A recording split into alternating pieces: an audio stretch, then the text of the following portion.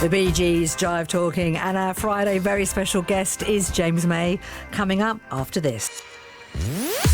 This pleasant petrolhead co-presented Top Gear for over 10 years before moving with his colleagues Jeremy Clarkson and Richard Hammond to begin the Grand Tour. He's also presented several documentaries around the world, and for his latest trip, he's been to ancient islands and megacities for Our Man in Japan, which is available to watch today.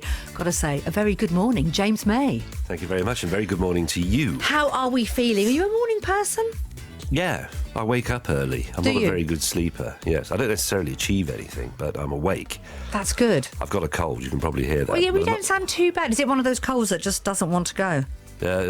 Well, we are to find out. It only started 2 days ago. Did but it's not man flu. I want to make that public. Well, do you know what? We're not actually allowed to say that anymore. Good. It doesn't exist. I think Jeremy Vine might have said it and got into trouble, so it doesn't exist. No, it's just a bad cold, isn't it? It's just a cold. Everybody gets one, and I will recover. Did you have a good Christmas and New Year? Lovely. Yes. Thank you. Relaxing, and it gave you Very a cold. relaxing. I got the cold 3 days ago. Oh, good. I've got some cough sweets if you need them. I've already had some. Have you? I've actually had some of yours because somebody came in and nicked them and brought them to me outside. I have them here just in case, because I always have fear of coughing on the radio. Thank you. Today is the release of your first Amazon Prime solo adventure, James May, Our Man in Japan.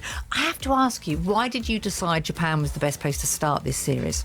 Well, if it does become a series, that's all depends on... Hey, listen, I've lined it up for you. Have you? Thank you very much. Well, I suppose it's because, I've never done a travelogue, and my old producer-director mate, Tom, has made several with other people in the past, The Traitor, and he said it would be a good idea, and he thought we could do a good one. So I said, right, let's do that, and let's do Japan, because I love it. And to be honest, they couldn't really stop me unless they could come up with a good reason why I shouldn't go to Japan, so Japan it was. Because you first went to Japan, was it 30 years ago? Not quite. It was in the early 90s, so... My maths has always been shocking. Yeah, that's, what is that, 25 years ago? Yeah. And you talk about it being the most sort of foreign place in the world. Yes, well, certainly one of them. It's the weird thing about Japan is it's... Obviously, everybody knows about Japan because Japanese things are all over the world. But when you go to Japan, Japan is very Japanese itself. It doesn't sort of absorb foreign influences that easily. So it's one of those, if you came to London from America, say, you'd think London, bits of England are very English, but London's really very multicultural. It could, it's everything in one place. But you don't really feel that even in Tokyo or Osaka. It is very Japanese, which is what makes it appealing. Well, what makes it so appealing watching you is all the different things that you get up to. Skidooing with huskies. Yeah, I hated that. You couldn't tell. Your face was like stone, can I just say that? But I love it. Things that you love. You said it's the hardest thing you've ever done. I think so, yeah. I mean, I'm not a sporty sort of bloke, but it's exhausting if you're not good at it. And I'd never done it before. Yeah, you didn't look that happy. No, you have to do that. You have to squat a bit like a dog while you're on the thing in an attempt to stay balanced. And it kills your thighs. You did well, but samurai sword making, you love that. You want to be an apprentice now, don't you? 10 years. Oh yeah. So. I mean, when we conceived the whole series, I said to the director and the researchers, I said, right, I've been to Japan before. I know what I like. These are the things I'd like to do, and it was things like priests and temples, samurai sword making, calligraphy, art, food, things that I was interested in. And they said, OK, we can do all of those, and you can go and work in a Honda motorcycle factory, but we'll come up with some things for you to do as well, and we won't tell you what they are. So those were snowball fighting, dog sledging, cycling across really high, but, all sorts of things I don't like. TV is cruel. But I like the fact that you'd like to see me suffer. Yeah, you see me, I always put on the face as if I'm liking everything, but you're so honest. That's the thing. If you don't like it, you tell us. Yes, I hope so. Definitely. I mean, I'm not a very good actor. I wouldn't be able to disguise my rabid hatred of being towed by dogs. I just I don't want to do it. Not a good actor, but what about singing? A little bit of karaoke or karaoke, as they say. Karaoke, yes. Yeah. Well, I think anybody can do that if you have prepared correctly, if you understand my meaning. James, we've seen a different side of you on this series with your singing. Have you? Do you remember last night a DJ saved my life? Yes, I know I did that. You were very good at it. Was I? Yeah, very good. Do you want to hear the professionals, and then we'll come back and talk a little bit more? I'd love to. Okay, this is especially for you. Do you like what I did there? I loved it. You can sing along if you want to. I've got a cold. Shall I keep the mics up or down? Low. In the mix. In the mix, I can say that.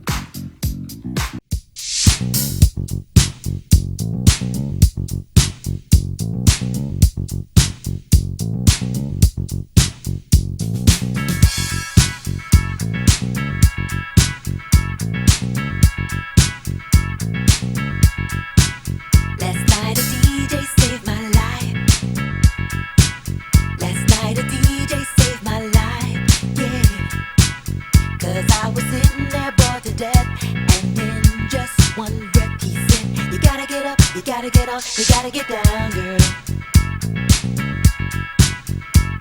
You know you drive me crazy, baby. You got me turning to another man. Called you on the phone, no one's home.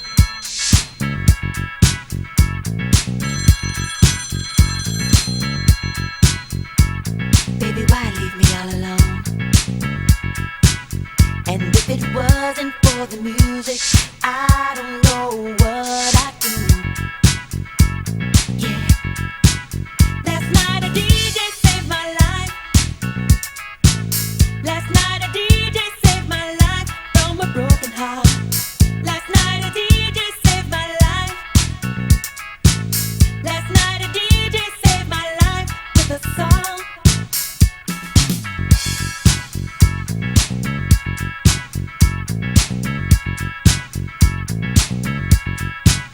So I hopped into my car, didn't get very far, no. Before I had you on my mind, why be so unkind? You got your women all around this town. But I was trapped in love with you, and I didn't know what to do. But when I turned on my radio, I found out all I need to know. Check it out. Last night a DJ saved my life. Last night a DJ saved my life from a broken heart. Last night a DJ saved my life. Last night a DJ saved my life with a song. Last night a DJ saved my life. Last night a DJ saved my life from a broken heart. Last night a DJ saved my life. Last night a DJ saved my life with a song. Hey, listen up till you look at DJ. You better hear what he's got to say.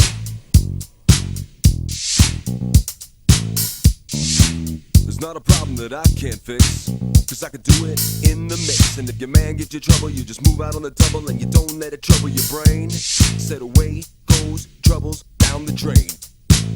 Said away goes troubles down the drain.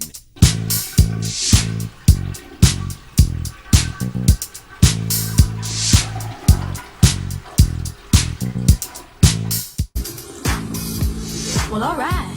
It's all coming back, isn't it? Yeah, That karaoke night. that is a fantastic record. And you did a really good job on it as well. I'll have to watch it again.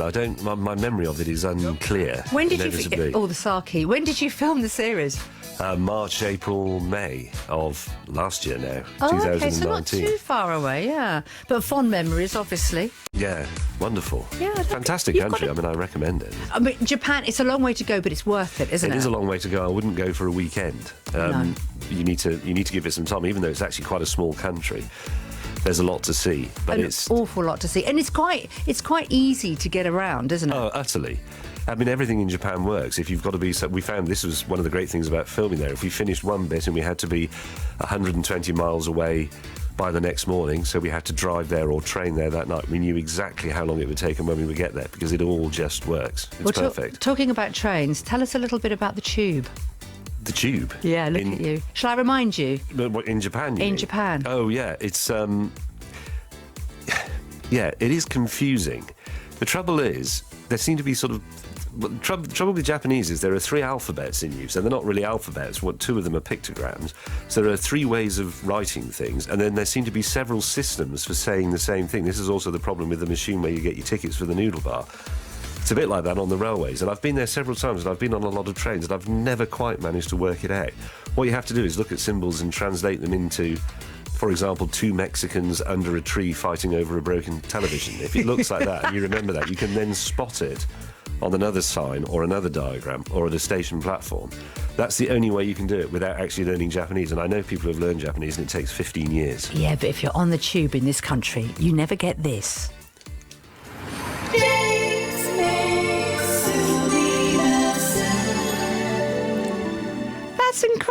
wonderful. It is good, isn't it? Brilliant. They did that especially for you, didn't they? So every tube station you go to, you get a little jingle. Every station in Japan has its own tune, yes. So you know where you are by the tunes. And that tune, that's the James May Sumimasen jingle. They'll have to build a station called that so that they've got somewhere to use that tune. But I'll use it as a ringtone. I was about to say, is that your ringtone? Yeah. When I was watching the show, I said to the lovely team, please, can we just have a clip of that? Because it's so wonderful. Do you want me to play another record? Are you okay? I'll play a record and I'm going to come back because I've still got loads more to ask you. Taylor Swift in all her glory, beautiful ghosts. But I really want to hear a little bit more from our guest today, James May. Now, you started coughing, and then we played a little bit of Taylor, and then I started coughing, so that wasn't very good, was it? No, I think it's psychological, though. Is it? It's like yawning. If one person yawns, everybody in the room yawns. If you yawn in front of me, I'll I be won't do that. mortified. No, I'll be no, like, I'm of course I boring him. won't. No. We've got so many questions have come in for you, James. Morning, could you ask James if James May Toy Stories is coming back anytime soon? From Ross in West Lancashire. Not soon, I'm afraid, but we do. There are a few classic toys that we haven't done, and we have vague ideas for how to treat them, but that's possibly for the future. I hope so. I like making Toy Stories. Do you? Great, yeah. Excellent. We're going to have more travel logs as well going round. Well, to be brutally honest, that depends on how well it's received and whether or not Amazon like it. They've got to. I've watched it. It's fantastic. Thank you. Absolutely fantastic. I hope the weird thing is, I don't. When you must know this from radio as well, in TV. Well, for any job, if you roof houses or if you're a chef, you know when you've done a good job of something.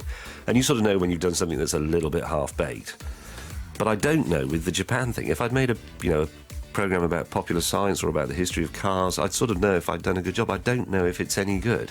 Do you know I'm what? very nervous about it as a result. Someone who's never met you before, I would say it's fantastic because it gives you a real insight into the country. You make it very humorous. There's times you can see that you're loving it. There's times that you can see you're struggling.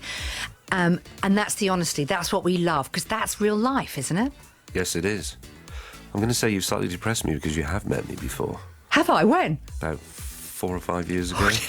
Where was that? Can we share it on air or not? Yes, it was at an event. An event? One of those events? It was I think they call them a talent event. Oh, my goodness. That must have been more than 5 years ago. It was when I was still with the BBC, so... I'm now blushing.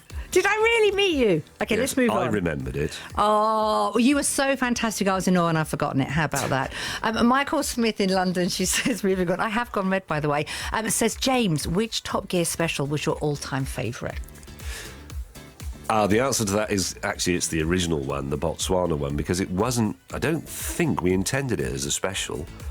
It was just a big adventure film, and we realised we could turn it into a whole episode. That's sort of where the genre began. But I can say this now because it was 10 years ago. It was a holiday, and we filmed it. And it Really? was yeah, of course it was. You can tell when you watch it. We're on holiday. After that, they realised that we shouldn't be allowed to be on holiday and they'd better make them a bit more dangerous and difficult. But the first one, hey. You've definitely upped the game with the Grand Tour, haven't you? It is fourth series. I say I watched The Seaman over Christmas with the family and it was absolutely brilliant. It made me laugh out loud. Thank you. We followed your 500-mile journey from Siem Reap to Cambodia to the Mekong Delta in Vietnam. I'm going there, actually, next month. The next feature-length special sees you visit Madagascar. Is that going to be great? Well, it's still in the edit, but I think it is, yeah, because an adventure, it was fantastic. And Madagascar is a truly beautiful place. I mean, it's I've never been. Oh, it's wonderful. It's, I don't know why it isn't full of artists. There should be an artist every half a mile with an easel and some paints. It's just beautiful water, lovely undergrowth, and skies, the breeze, the clouds, the sand at the shore. It's just, it's ludicrously pretty. Oh, I'm sold. I'm sold. But I'm also sold on this series. I have to say, James, thank you so much for coming in. The second time I've met you. Yes. Not the first. Thank James May, Our Man in Japan, is released on Amazon Prime Video today. Thank you so much. Top guest. Thank you, top presenter. Thank you. Hope you feel better soon. I will.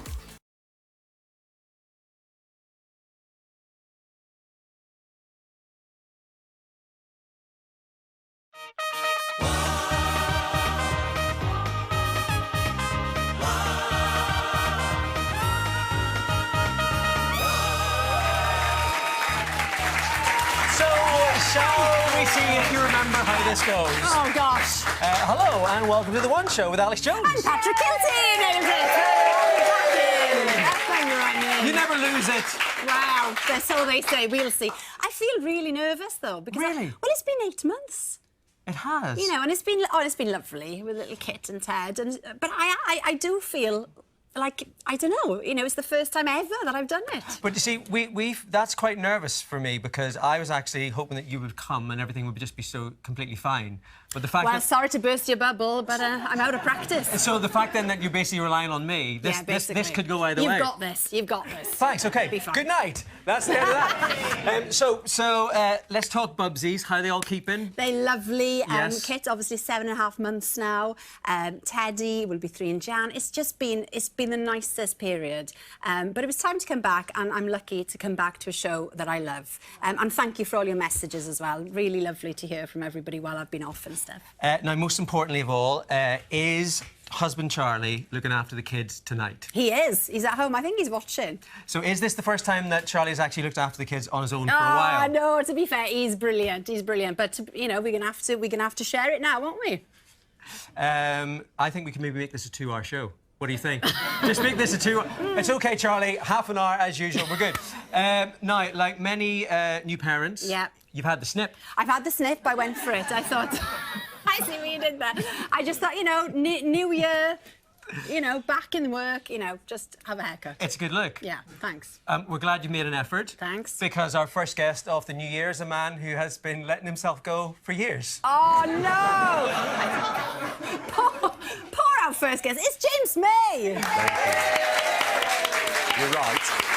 We wouldn't have it any other way. We wouldn't have it any other way. Happy New Year, James. How are Happy you? New Year to you. Thank you. Yes, I've had my hair done, as you can see. Yes. By your makeup department about 5 Is minutes this the same ago. stylist as Al went to today, maybe?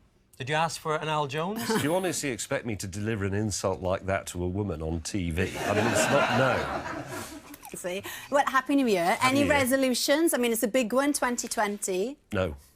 No, nothing? No. No? I don't really make New Year's resolutions because I feel that a resolution should surprise me at any time in the year. That they don't is immaterial. But I don't see the point in trying to make one for I'm the with New Year you. Just specifically. crack on, isn't it? Yeah. We last heard from you, James, with an urgent Christmas appeal. Oh, yes. At 20 to 3 in the morning, Christmas Eve, Christmas night. This. Now, did you find it? I did. And how sober were you when you sent that tweet? Well, yeah, well, no. I did. When I say I didn't find it so much as I recreated it with the edge of a razor blade, which is great because if you just do that, you've got a new end. But it means every piece of sellotape is only that long. So if you've got a really big parcel, you have to do a lot of bits. But apparently Top tip you there. can get this sticky tape that you get in strips already that you stick on your arm, and then when you wrap it, it makes it... I know. Where's the fun in that? I know. Well, it makes it easier. Other types of self-adhesive, transparent affixing tape are available. Oh, there he is, back in the beeve. He knows what he's doing. There he is. We're going to be talking about your new show on Amazon Prime Video. Yes. Our Man in Japan. Thank you. We're going to be finding out all about that a little bit later on. We are. Now, I heard, James, for the first time today, that lots of calendars and diaries that have been printed for 2020 are wrong because the May Day bank holiday is not on a Monday this year, it's on a Friday. 8 months off work, too Did much you know time. that? Did you know that? There you go. Some people Yeah. did, Oh, right. some I people didn't know didn't. Here's Woody and Kleiny with that fact and many more in our 2020 preview.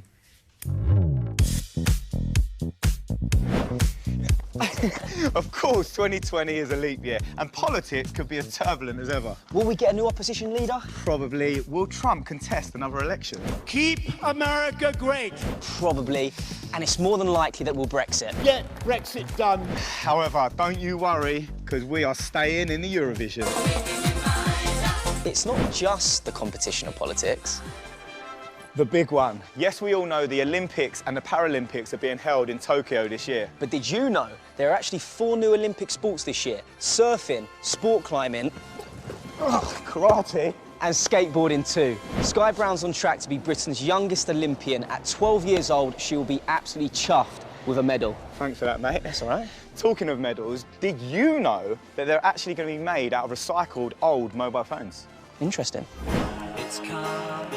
So Woody, talk to me, mate. We're off to the footy. It's coming home, mate. It is coming home. Well, nearly. Euro 2020 is being played all across Europe, mate, including cities like Glasgow, Dublin, London. And do you know what I'm absolutely buzzing about? Like, the fact that the semi-finals and finals are being played here in England. And did you know that they're favourites? What, to be knocked out on penalties? This year, Glastonbury turns 50. The National Trust turns 125. And Beethoven turns 250. But guys, don't trust your calendar. Millions of diaries and calendars have listed the wrong date for the May bank holiday. And whose fault is that? You can blame the government. They changed it from Monday the 4th to Friday the 8th. So if you have booked your holidays for that week, unlucky, but it's to celebrate the 75th anniversary of VE Day. Should we get another cake? Let's do this. Bank holiday Friday. Yeah, see, James is saying you can't have a bank holiday on a Friday. Well, maybe a Good Friday. This is excellent Friday. It's even better. All right. Yeah, fair point. Part 2 of a huge year in politics, sport and entertainment, still to come a bit later. So, James, what are you most looking forward to in 2020, apart from the series that we're about to talk about imminently? Oh, well, cool, that's a big one. What am I looking forward to doing in 2020? Doing more Grand Tour. Obviously, having a bit of time off. I'm actually going to go on a holiday in a week or so. And I've got a house being built. These are massive first world problems, I appreciate this. I'm building a new house which isn't finished yet, but it should be finished in the next 3 months. It should have actually been finished before Christmas if the builders are listening. It would have been quite nice. I mean, if you want to do a direct appeal to the builders, I mean, you know, straight down camera 4. OK, I'm not allowed to swear on this programme, am I? It's quite difficult. If you wouldn't mind awfully chaps finishing it off, that'd be smashing. There you go, how's that? You'll probably see a result now, I would have thought, after that appeal. Broseley Builders of London. Oh,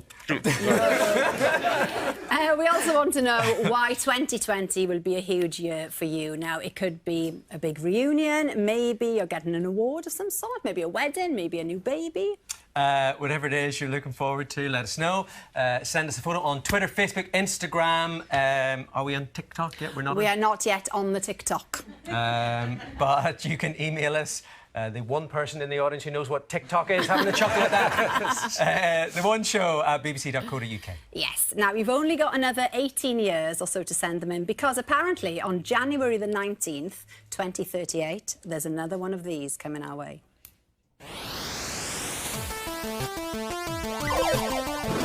"20 years ago, the world was under threat. There are stories of people stockpiling food, cash, even creating their own electricity. The source of all this fear was the Y2K bug, also called the Millennium Bug. If we don't act, then the result will be on a disastrous scale. It was thought that the Millennium Bug would cause millions of computers around the world to seriously malfunction. It might seem a bit silly now, but at the time, there was genuine panic over all of this. There were newspaper articles talking about the end of the world, government pamphlets that were explaining how you could prepare, even a series of books talking about how to survive the end of the world. So I've come to the National Museum of Computing to find out more. Problem was, computers were in control of everything. Nuclear power stations, ATMs, even air traffic control. And all of this could be affected. Professor Martin Thomas helped to bug-proof our air traffic control leading up to the millennium. What made this bug so bad? It was bad because it was going to affect a huge number of computers worldwide, all at the same time. So how do you fix this? They had to find every bit of critical equipment in their entire organisation that contained a computer and find out whether or not it had a problem. That involved thousands of people working in thousands of companies. But what exactly was the Millennium Bug? Back then, computers like this one were programmed to store years as 2 digits rather than 4. So 1998 would be stored as 98. And this saved precious memory. And yet, as the millennium loomed, the date was going to change from 1999 to 2000. And programmers began to panic. They had no idea how computers like this would react to a date with 2 zeros in it. And some thought the worst. The BBC even made a programme to report on incidents.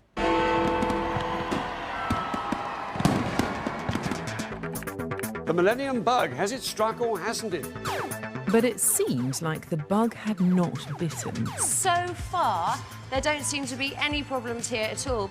The apocalypse was cancelled. And some people thought it was all an elaborate hoax.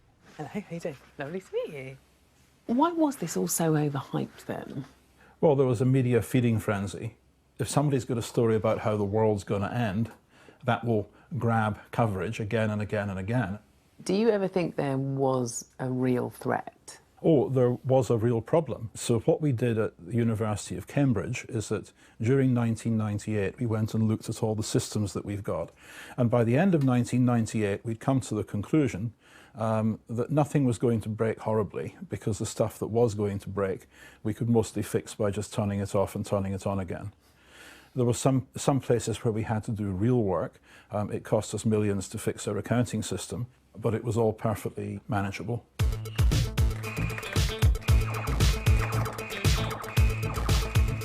The Millennium Bug was undeniably a bit overhyped at the time. But it certainly wasn't a hoax, and it's clear that many people worked hard to reprogram computers in order to avert disaster. For the rest of us, however, it was simply a question of turning our computers off and on again. Well, it always works, doesn't it? Yeah, Control-Alt-Delete. Do you know what I mean? Turn it on and off, there we are.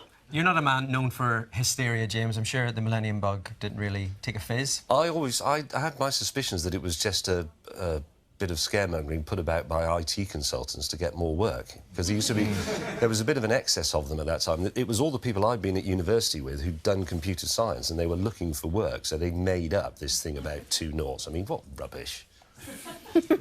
He says confidently now it's confident. not true. So our man in Japan then, right? This new series is on Amazon Prime Video. Yes. And it came about in kind of a weird way, didn't it? Because is it right that they said to you, Amazon, right, you've got to do Grand Tour again, which you want to do anyway, but...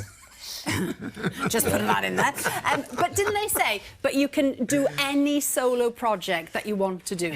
Well, not any solo project. They said I could have a 6-part solo project. We could all have one.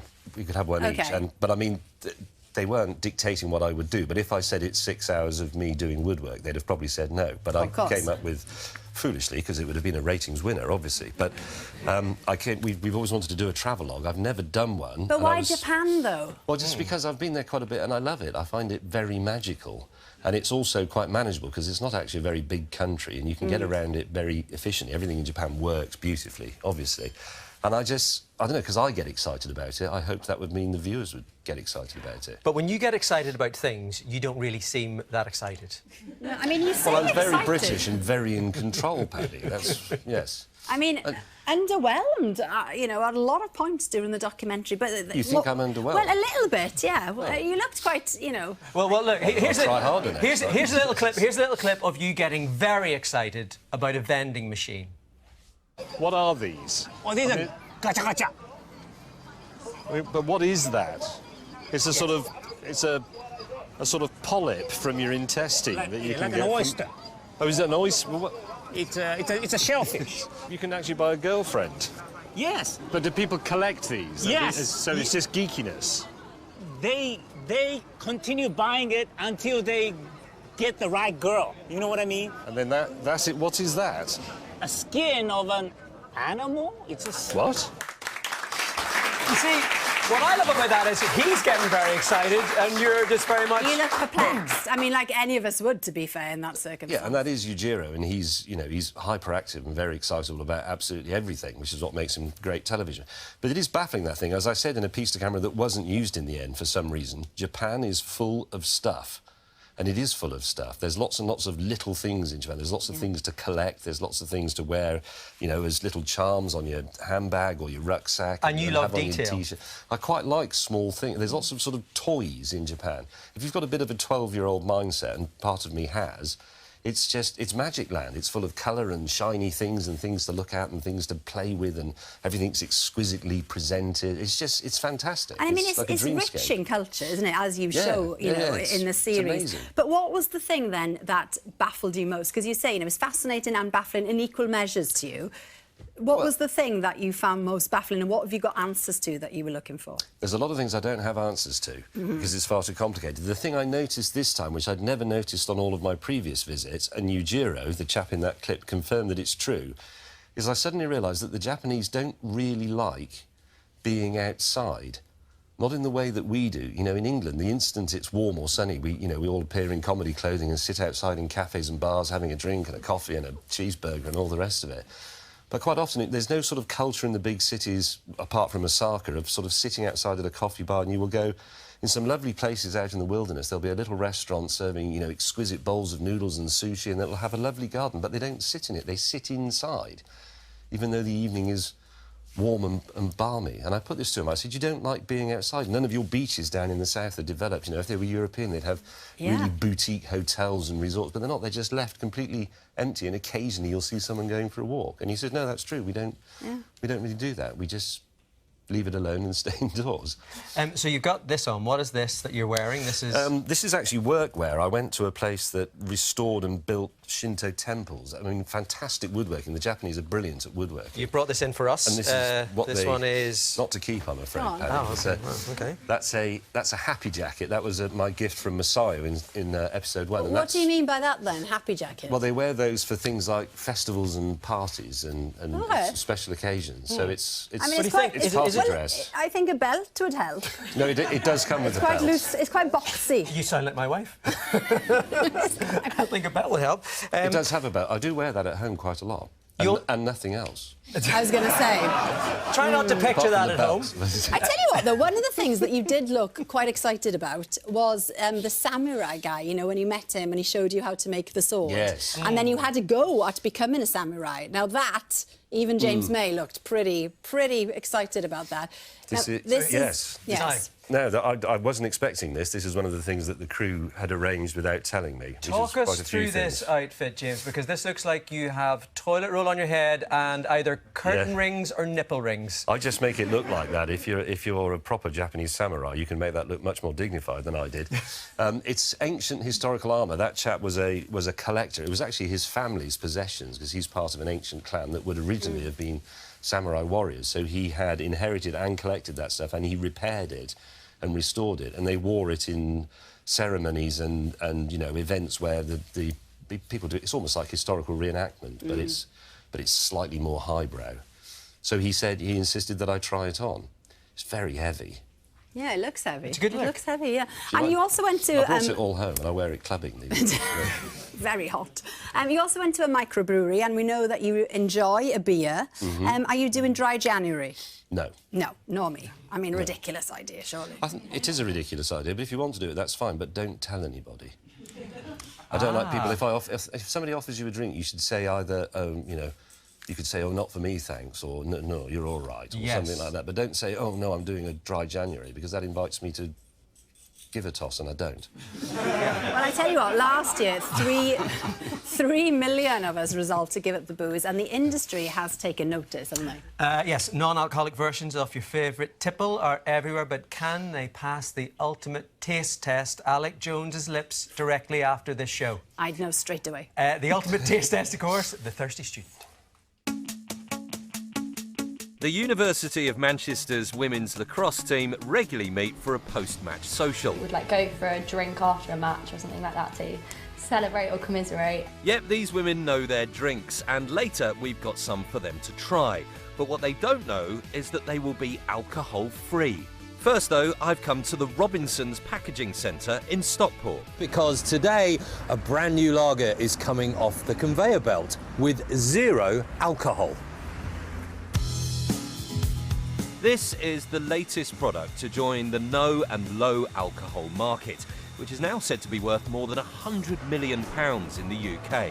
This is where it all happens. OK.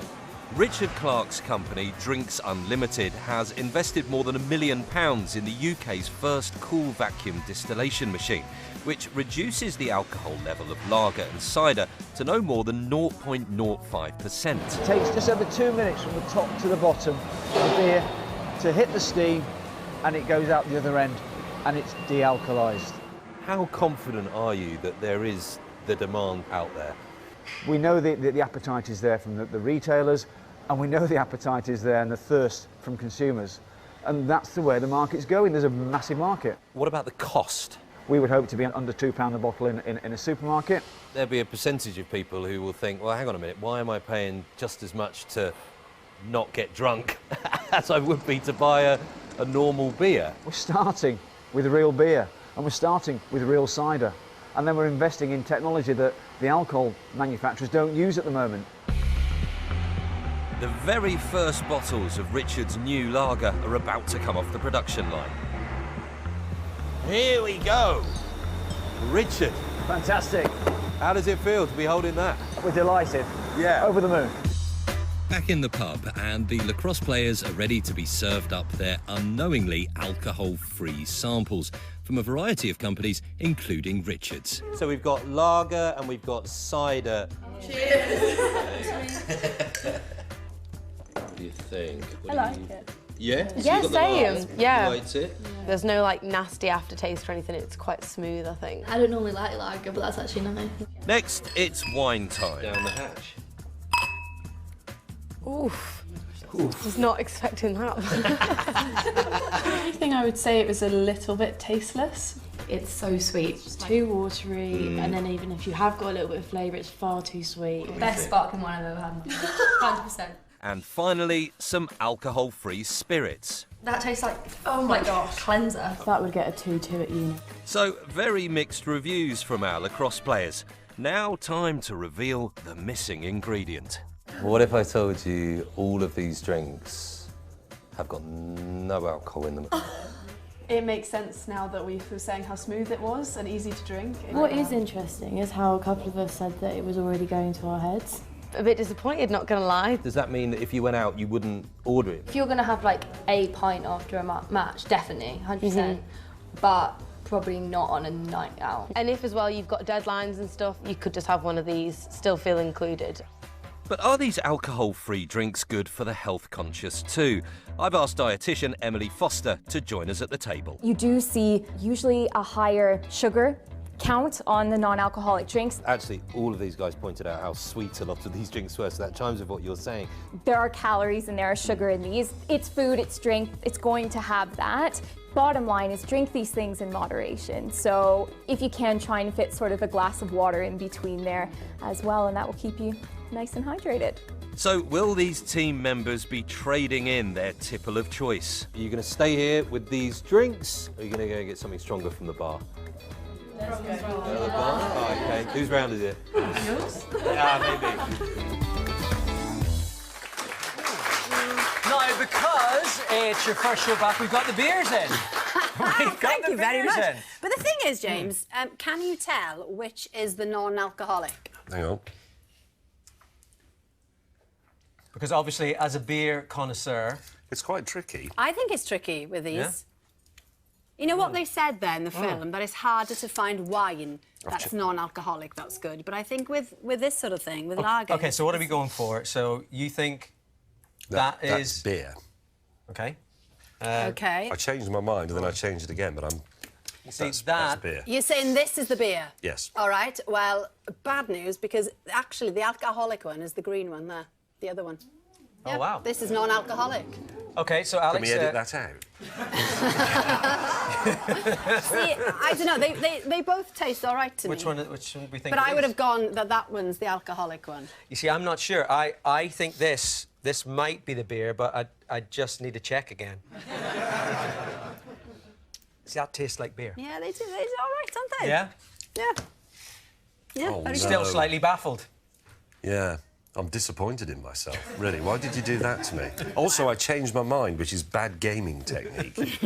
Let's talk a bit about Grand Tour then. Now, you said that you are doing some in 2020, Yes. but looking ahead to kind of the future, is there going to be a load more, or is 2020 it? Where do we stand? The future is a grey fog, I'm afraid, because I don't know. I honestly don't know. I'm not just saying that to sort of... Are you feeling it, James?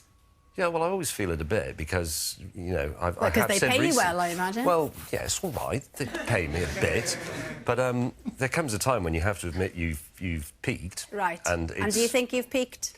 I I think it was quite a long time ago, to be honest. I was about 21. But, have another beer and see if you can get your mojo back. Which one is it? Get your happy jacket on and go for it. Earlier, we asked you for the moment of 2020 Oh, yes. you were most looking forward to. Okay.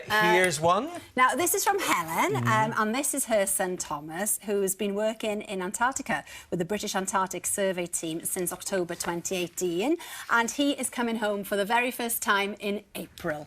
And Alex, just so you know, Scott Greengrass in Norwich, his moment of 2020 has already arrived. My nights are back to normal. Welcome back, Alex. There you go. We'll be doing a few more of those in just a sec after we finish our own 2020 preview.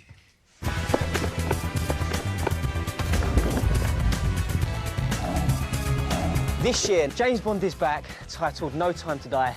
This will be Daniel Craig's last outing as 007. Does that mean you've applied to be the new Bond, mate? Correct. However, I think I need to get a bit fit before the role. I'm a bit out of breath. Rail fares could rise by nearly 3%, and council tax could rise by up to 4%. Yes, but the minimum wage is also set to rise, and student loan repayments are expected to fall due to a tax break. More money for the bar, right? That's right, mate. And if you're paying with cash, in February you can use the new £20 note with the 18th century painter Jame Turner on it. He's famous for keeping a Cockney accent, isn't he? He is, and he's painted a few pictures too. And in 2020, our planet Earth will be top of the agenda. So what are they going to do? Millions of trees are due to be planted globally with the UN planning urban forests. And at the end of the year, the UN Climate Change Summit will be held in Glasgow. The pressure is on. They can't afford to muck this one up, mate. No, we can't, but just in case. This year, NASA will launch its Mars 2020 mission. The mission is timed for June, when the planets are aligned, so it will take less power to get to Mars. After a 9-month journey, the rover will travel across the Martian surface in search of signs of life. Do you think they'll find any? Well, hopefully more life than in here. Thank you so much to Woody and Kleiny. More of what you lot are looking forward to now in 2020. Charlotte and her fiancée Lucinda will be getting married in July 2020, sending lots of love from sister Imogen and all the family. Congratulations. And this is Marjorie in West Sussex. They're celebrating their 75th wedding anniversary, and apparently they know that that beer is actually real, James. Thank you very much to James. James May, our man in Japan, is on Amazon Prime Video right now. Tomorrow, actors Robert Carlyle and Victoria Hamilton will be telling us what really happens in Downing Street during a national emergency. Yes, plus one of Harry and Meghan's favourite musicians this year, the incredible Shaku, is bringing his cello for a live performance. It's nice to be back. See you tomorrow. Hey!